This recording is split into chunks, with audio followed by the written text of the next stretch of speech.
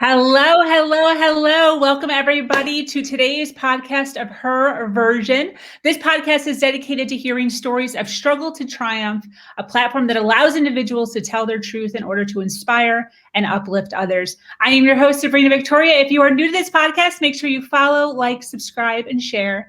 Today, we have an amazing guest with us. Her name is Michi Morello. Is that right? Michi Morello, yes. Michi Morello. Michi is the creator of an amazing 8-week guide that prepares youth to re-enter their lives after incarceration. The book is called Cell Dreamer, and it encourages emotional intelligence to be developed in these young minds. She is a teacher, a speaker, and is dedicated to uplifting and changing the conversation within these undesirable situations. I am so happy to have you here with us today. Thank you so much for taking the time. Thank you so much for having me. I appreciate you. So how you doing today? How's your day? Great. A lot of great projects in the works. Can't really talk about it. That's part of it because there's, I'm working with a lot of great people right now. We have a really great project going on. I thought that this was a big project, but this project is something that they were like, listen, let's just do it.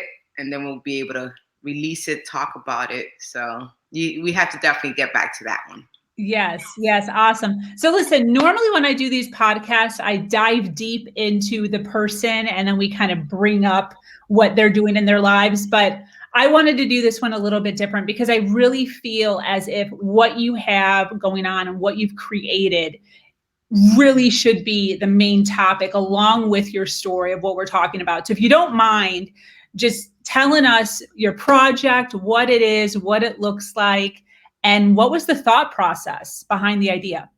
So Cell Dreamer came out of my struggles. The reason I created Cell Dreamer was because I was locked up from the age of 14 to 18. It was a revolving door, Sabrina. And I remember what got me locked up was that I wanted to fit in when I was younger. My mother had left my father, and the reason my mother left my father was because he was into drugs. He was into cocaine, and my mom gave him. She set boundaries, okay, and said, hey, listen, it's either me and my daughter, you're going to have to change, or I'm going to have to leave. So he chose drugs over me. He chose drugs over my mother, over us, over his family. So as a kid growing up, I think that it hits different once you start to understand what happened and why my mom left my father. So as an adolescent, I remember just getting myself in trouble, not realizing that it affected me that much. Not so much a father figure, but thinking about, well, this guy chose drugs over me. So I wanted to see what was the big hype, right? What could be better than me? So I got myself caught up in drugs and just being a knucklehead, smoking weed, doing things that I wasn't supposed to be doing, skipping school, got locked up. My mom bailed me out. When I tell you it became a tradition, Wow. I remember getting locked up like the third time, and they welcomed me as if they knew I would be back. It was not, hey, what happened? It was, hey, you could go ahead and have your old cell. However, you do have a new cell roommate, a new cellmate. So the older I got, I was like, okay, well, they just told me to do my time. You can't tell a kid to just do their time. There's got to be accountability, right? You can't just punish a kid. There's got to be accountability. Why did you do what you did? And I felt like they just smacked me in my hand and said, listen, don't do it again. But you can't say that to a kid. So the older I got, I said, you know what? I'm going to change the world. I'm going to be to these kids what I needed at that age. And what I needed at that age was someone who cared and served me with the proper tools so that when I do get released, I'm able to navigate better through life. Wow, that's awesome. So what is it exactly? Can you show us? Sure. So this is Cell Dreamer here. It's an 8-week personal development book. So it starts with self-reflection, and it's like, well, what got you here? I think it's important to always self-reflect on what it is that got you locked up. Not even locked up, even for adults. Why am I in this situation right now? And I had to, like I said, I had to tap into my inner self, my inner child, that 14-year-old self, and think about what is it that I needed at that age. And I remember just asking myself those questions. Okay, well, what got me there? I needed to self-reflect. Then I did self-awareness, which was being aware of my emotions, having the emotional intelligence to be able to navigate better through life, being able to say, okay, well, this is what triggers me. This is what doesn't trigger me. This is how I handle my triggers. This is the outcomes that I want. And self-sabotage. And that's another chapter that I put in the book, because I feel like we all self-sabotage when things are going good. Even when we want to do well, there's that doubt that creeps in, like, oh, well, why do you want to do this? Do you think you could do this? So I think that telling a youth that it's important and identifying that self-sabotage is going to be an issue when you want to transform your life is important. Another chapter is self-esteem. I don't think parents realize the struggles that these youth go through, especially with self-esteem. I think that we're not taught to have a healthy self-esteem. We are taught to have the better iPhone. We are taught to look our best. We are taught differently, right? So that develops a unhealthy self-esteem, because now we're trying to keep up with the Joneses instead of being our authentic selves. So that's something that I also talk about in the book. Self-discipline, that's another chapter that I had to work on, because discipline is important, especially as a youth. You want to do the right things, but then you're battling with these inner thoughts of, well, I want to make money, I want to do what's right, but it's easier for me to sell drugs and get money that way. Yeah. You got to be disciplined enough to say, no, that's not the route I want to go.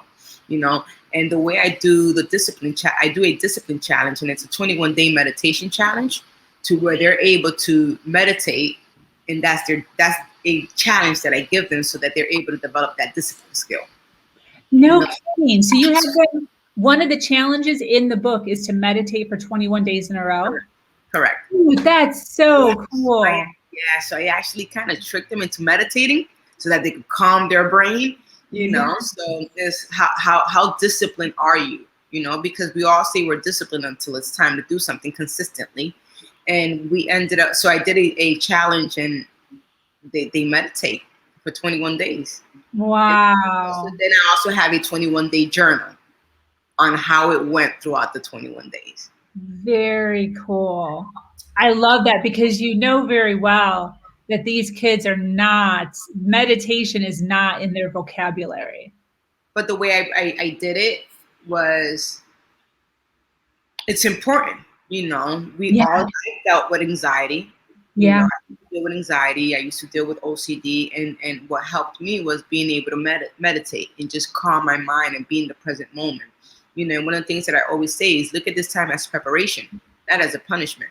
Because if you look at it as a punishment, then your perspective changes. Then you feel like a victim. Well, I'm here. You don't know what they did to me. I grew up without a mother. And then you're telling yourself these stories, and you're not giving yourself the opportunity to grow, as opposed to saying preparation. Okay, you know what? I'm going to prepare so that when I get out of here, I am stronger, healthier version of myself. Yeah, 100%. Yeah. What was and this is me being 100%, not trying to offend anybody at all.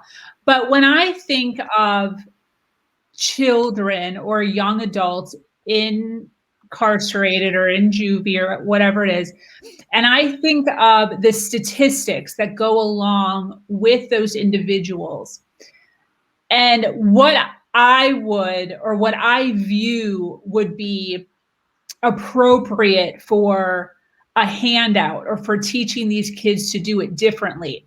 I think of photocopied pieces of paper with a staple and a pencil, with exercises similar to what you're talking about.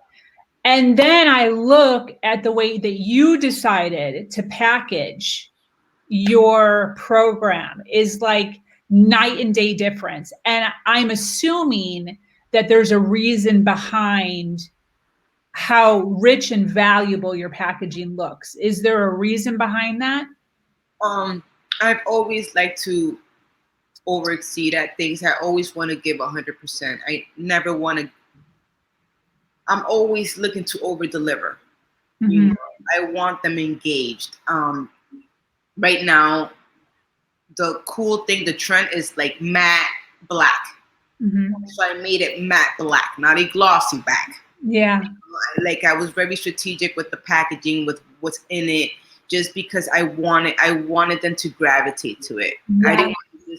I didn't want them to look at it and be like, oh, another book. No, this is just not another book. So not only are they getting fulfilled with what's inside, once they even feel it, it's a matte black book. And just I made the handcuffs shiny. I'm not sure if you're able to see it. Yes. But I made the handcuffs shiny so that they're able to just kind of be intrigued and just kind of get lost even looking at the cover. Yeah. What does it mean freedom starts here? So again, I know what I needed. I tapped into my inner self. I tapped into my inner child. What did I need at that age? I wanted a cool book. So I made it even age appropriate. You know, I wanted to make sure that it wasn't, because some of them don't even know how to read or write. So I wanted to make it age appropriate to where my story weaves in and out of it, but then I stop because nobody wants to read a novel about my whole life story. So I talk about my story, then they do an exercise, then I stop. Now let's go back to my story. This is how I handled it. Now is your turn. You know, so it's the way I designed it is so that one, it stirs up curiosity, and two, they're still able to, they don't get bored with it. They're still teenagers, right? Whether people want to call them delinquents, inmates, a thug, whatever it is, it's still a child.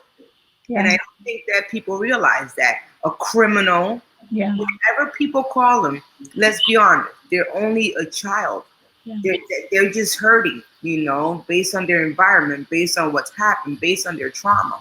So like I said, I tapped into what I needed at that age. I love that. And I can just even when I picked it up, I felt like that it just pulls you in and really makes you curious, as you said. I really feel that if there's any packaging or any cover that could entice these young ones to actually open it up and give it a chance, that this is the book. I don't feel like there is any other program that they could get where they would feel literally pulled in towards it as if it was specifically made for them. And I think it was just brilliant the way you did it. Thank you. And it was, and I did it with them in mind. And I made sure I always say that. I was asked, they were like, I had a couple podcast interviews and they asked me, well, why juveniles? And I was like, why not? Because I was a juvenile and they've been forgotten. Everybody's living their lives out here, whether they're stressed out because of the pandemic, with whatever. I was a juvie kid, and these people have ignored them. They have been pushed out of society, and now they're locked up, and now they made a mistake. How many mistakes do we make as adults, right? 100%. So I want to be able to be, like I said, be to them what I needed. You know, somebody didn't give up, right? And look where I'm at now. Yeah. But it's just a matter of saying, nah, I want to focus on them, because nobody, and it comes naturally. Like, I love what I do. I honestly love what I do. So it doesn't feel like work. I'm able to work till 11:30 at night, and I feel refreshed. I go to bed fulfilled, not tired ever. Absolutely. I love that.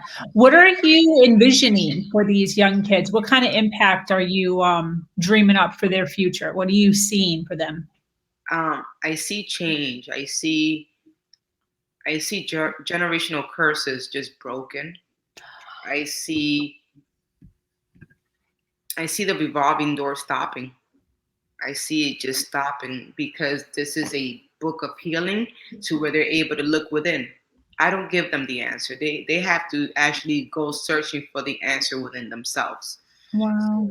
I again, like I mentioned at the beginning, we're working on this big project because The goal is to have this book in every single detention center around the globe. Wow. It's just that's what's gonna happen. That's what I'm putting out there. That's what's going to be, And I think that so we're working on I'm working with a pretty great team, and we're just gonna. That's what's gonna happen. Every single detention center is gonna have my book. Wow, absolutely. I just got the chills when you said that. And a lot of people, will be like, "Oh, well, that's big thinking." Yeah, I serve a big God. I'm very spiritual. I know that this has the right intention behind it, right? And there is so much talent locked up. Sabrina, there is so much talent locked up. Yeah. I just tell you, I would have never thought I was going to become an author. I went from juvenile delinquent to author. Wow. It was because someone believed in me. Yeah. It was because someone didn't give up on me. So think about that. There's so much talent locked up. Yeah. 100%. I'm not stopping, not at 10,000 youth. I'm going to make sure that it's right now we're working on the book. It's being translated in Spanish. Yeah. So I'm sure I'll be getting a call from Telemundo soon. Yeah. So yeah, we're doing some pretty big stuff. Oh, that's so great. I love that.